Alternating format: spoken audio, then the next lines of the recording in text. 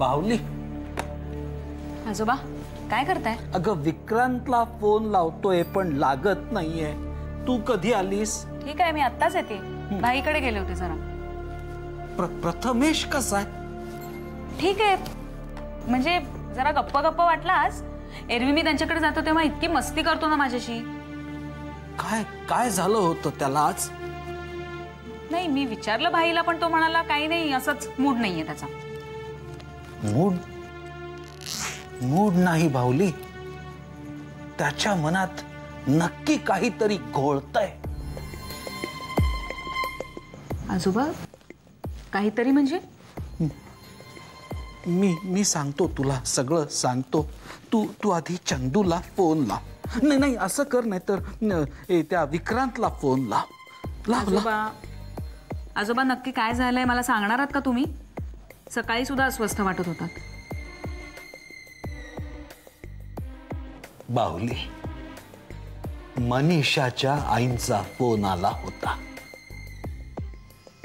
त्यांच्या स्वप्नात प्रथमेश येऊन मनीषाच्या आवाजात बोलला. काय? प्रथमेश बोलला? बाहुली, मी आजपर्यंत घटनांच्या पुनरावृत्तीबद्दल बोललो होतो, पण आज बरेच दिवसांनी एक वेगळीच घटना घडते असं दिसतंय.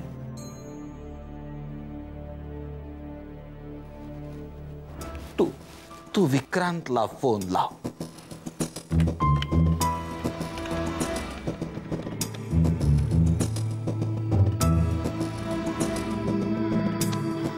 नाही आजोबा, नाही लागत, नॉट रिचेबल.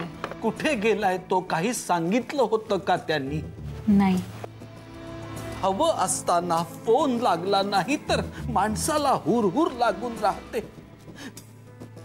विशेषतः घटना वेगवानपणे घडत असताना. आजोबा पण विक्रांतला फोन? धोका आहे, धोका आहे बाहुली. प्रथमेशची काळजी घ्यायला आपण आहोत, पण तिकडे मनीषाच्या आई एकट्या आहेत. आणि आता विक्रांतलाही फोन लागत नाहीये. विक्रांतचीही काळजी वाटू लागली आहे मला. आजोबा, श्रीराम श्रीराम.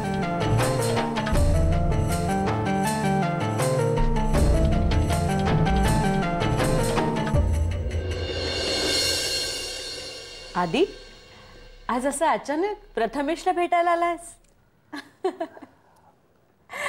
काय सगळं ठीक आहे ना? थांब, बाहेर खेळतोय तो, बोलवते मी त्याला. नाही अगं वहिनी, राहू दे त्याला, बाहेर खेळू दे त्याला.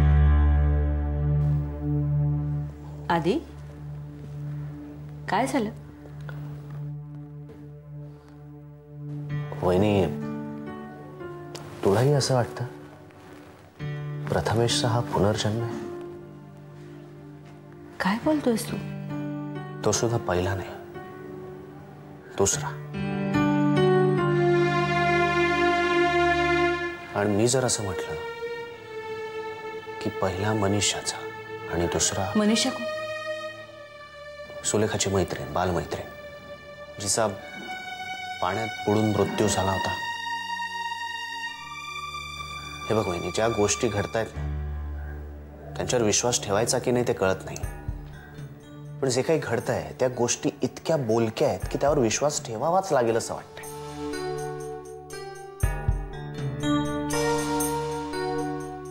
वहिनी, तुझ्यासाठी ना हे कदाचित तुला माहित असेल, पण माझ्यासाठी म्हणून मला सांग, प्रथमेश कधी असं विचित्र वागलाय? म्हणजे अचानक काहीतरी वेगळं, कदाचित असा हरवल्यासारखा, किंवा त्याला काहीतरी. मध्यंतरी मी वाड्यावर गेले होते ना, तेव्हा प्रथमेशने मला ओळखच दिली नाही.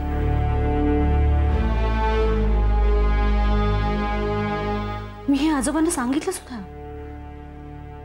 तेव्हा आजोबा सुद्धा मला हे असंच म्हणाले, तू जे सांगतोयस ते पुनर्जन्म. त्याने तुला ओळख दाखवली नाही. आजोबा तर मला म्हणाले की त्याने मनीषाच्या आईला जाऊन मिठी मारली. काय?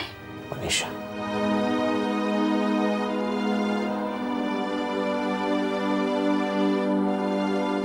वहिनी, प्रत्येक गोष्टी मागे काही ना काहीतरी कारण असतं आणि तेच मला शोधायचंय. प्रथमेशचे चित्र, शुभ्राला होणारे भास, प्रथमेशने शुभ्राला पाहून पार्वती म्हणणं, या सगळ्या गोष्टी एकमेकांशी बांधल्या गेल्यात. पण त्यामागचं कारण काय तेच कळत नाही. म्हणजे या गोष्टी प्रथमेशच्या जन्मापासून सुरू झाल्यात की शुभ्राच्या जन्मापासून सुरू झाल्यात, की माझं सुलेखाशी लग्न तुटल्यापासून. सुलेखाचा काय संबंध? संबंध आहे. हा संबंध आत्ता मला लागतोय. पण कदाचित प्रथमेशच्या डोळ्यासमोर हे संदर्भ गेल्या जन्मापासून असतील. कदाचित. किंवा त्याची ही जी काही चित्र आहेत त्यातनं तो हे संदर्भ दाखवायचा प्रयत्न करत असेल. कदाचित. बघ ना बाई, आजोबांना प्रथमेशच्या आईचा फोन आला होता आणि त्यांनी सांगितलं की प्रथमेश त्यांच्या स्वप्नात आला होता.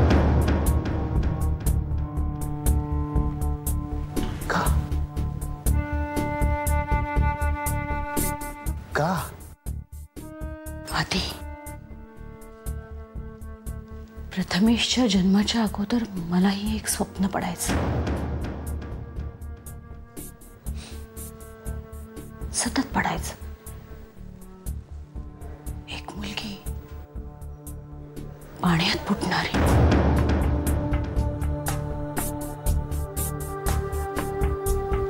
आधी तुझ्या म्हणण्याप्रमाणे मनीषाचा मृत्यू जर पाण्यात बुडून झाला असेल आणि प्रथमेशनं मनीषाच्या आईला ओळख दाखवली असेल तर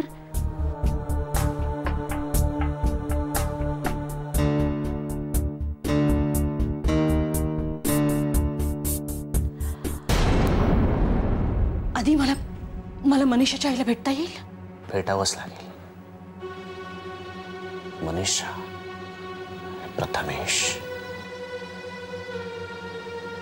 या दोन जन्माच्या नात्यामध्ये मला नुसते जन्मच दिसत नाहीयेत, तर काही मृत्यू सुद्धा दिसत आहेत. आणि हीच कारणं माझ्या प्रश्नांची उत्तर असतील कदाचित. आणि मला माझ्या प्रश्नांची उत्तर हवी.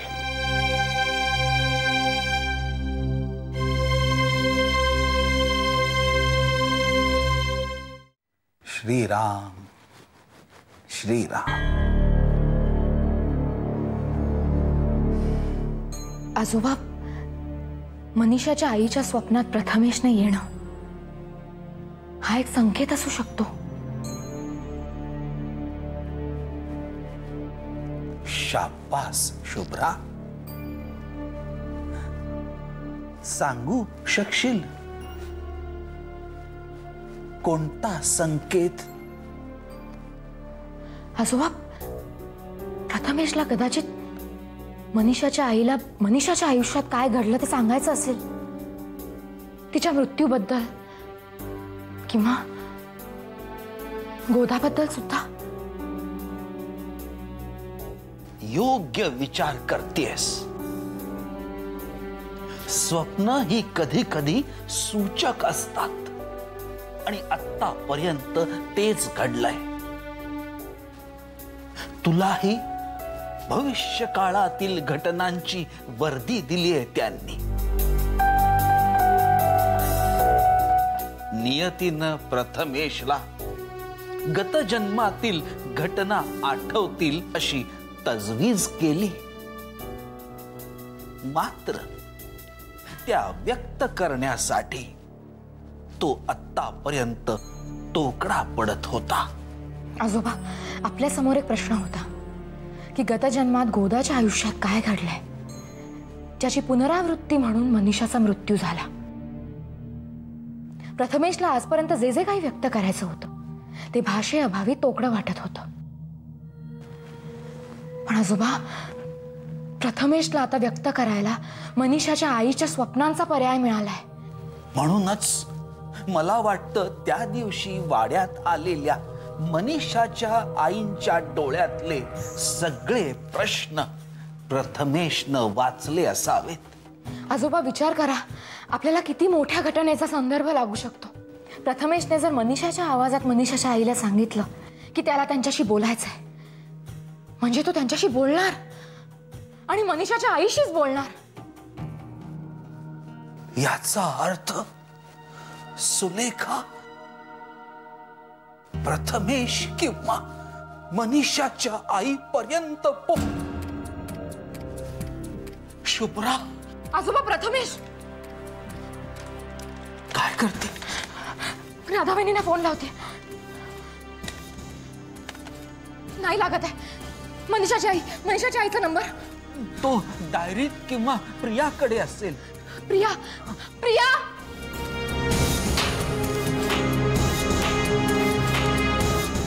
श्रीराम.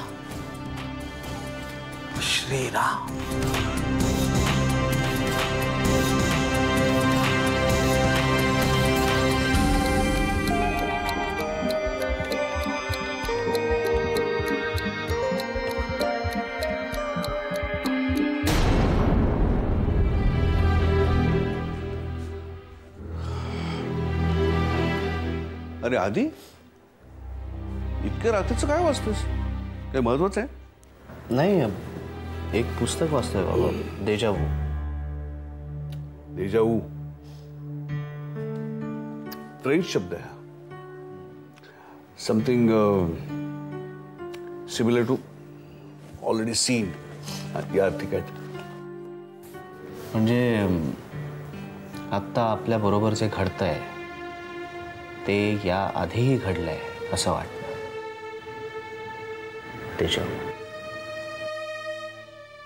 पण मग ही घटना मागच्या जन्मात घडलेली असते की याच जन्मात काही काळापूर्वी?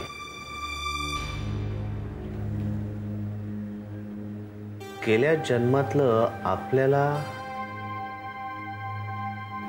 किती आठवतं किंवा का आठवतं? किंवा गेल्या जन्मातलं ह्या जन्मात आठवणं, म्हणजे पुनर्जन्म यावर विश्वास ठेवायचा? पुनर्जन्मामागे असं काही शास्त्र आहे का? काय वाटतंय तुम्हाला बाबा? म्हणजे असं फार काही वाचलं नाही मी, रेफरन्ससाठी वाचलंय. माझा अभ्यास नाही या विषयावरती. पण जे काही वाचले त्याच्यातनं मला असं वाटतं की पुनर्जन्म हा माणसाच्या अपूर्ण राहिलेल्या इच्छांच्या पूर्तीसाठी असतो. अशा काही इच्छा, अशा काही बळकट इच्छा ज्या माणसाच्या मृत्यूपर्यंत अपूर्ण राहिल्या, अशा. या जन्मातही ती इच्छा पूर्ण नाही झाली तर मग काय, सायकल गोज ऑन. पुन्हा एखादा जन्म गोज ऑन. आणि मग स्मृतींचं काय? म्हणजे गेल्या जन्मातल्या स्मृती ह्या मृत्यू बरोबर संपतात की त्या तशाच राहतात?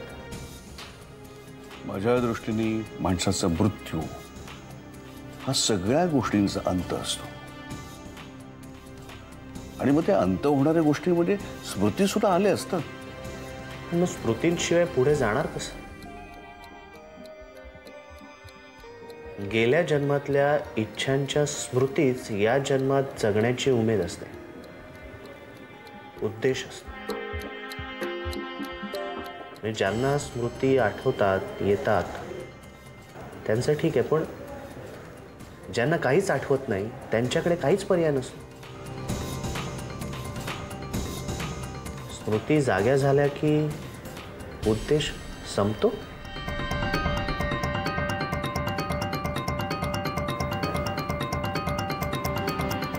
त्या गोष्टी आठवणं हा एक टप्पा असतो, अंतिम टप्पा नसतो. ज्या गोष्टीसाठी आपला जन्म झालाय ती गोष्ट पूर्ण करणं, एकट्याने किंवा मागच्या जन्मातल्या एका साथीदाराबरोबर.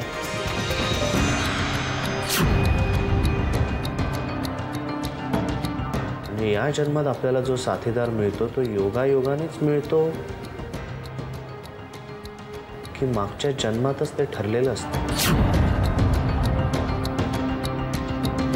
असं असतं. जोपर्यंत पुनर्जन्माचा उद्देश आपल्याला कळत नाही तोपर्यंत पुनर्जन्माची कोडी सुटणारच नाही.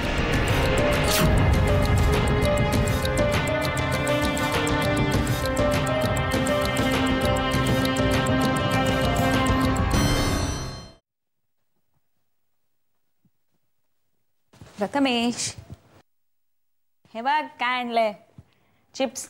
बरं ऐक, आई आली ना की आपण तिघे फिरायला जाऊया. हा, तोपर्यंत तू हे खा आणि कुठे जाऊ नको हा प्रथमेश, मी आले.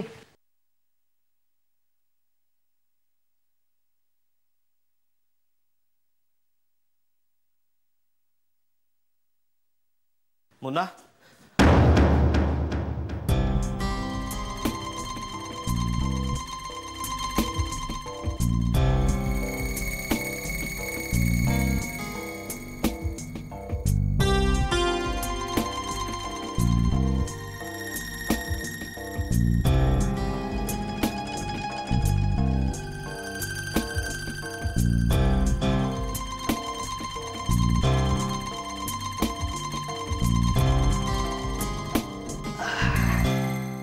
काय हिरो, काय म्हणतो, कसा आहेस, काय करतोयस? अरे वा, नाही मला नको. कोणी दिलं? आत्यानी. अरे वा, काय बघतोयस? आत्याची चित्र बघतोयस? आवडलं? आवडलं? Very good. प्रथमेश,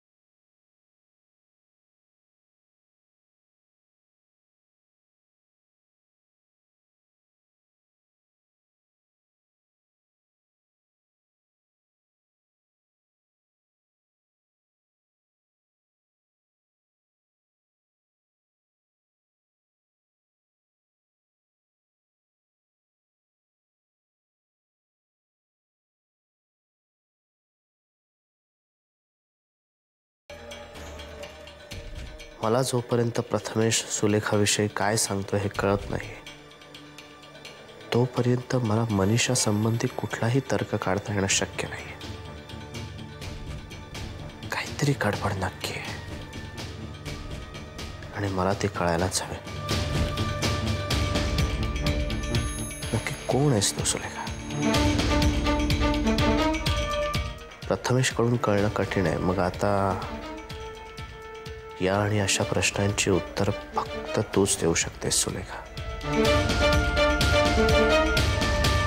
यासाठी आपलं भेटणं खूप गरजेचं आहे, लवकरात लवकर.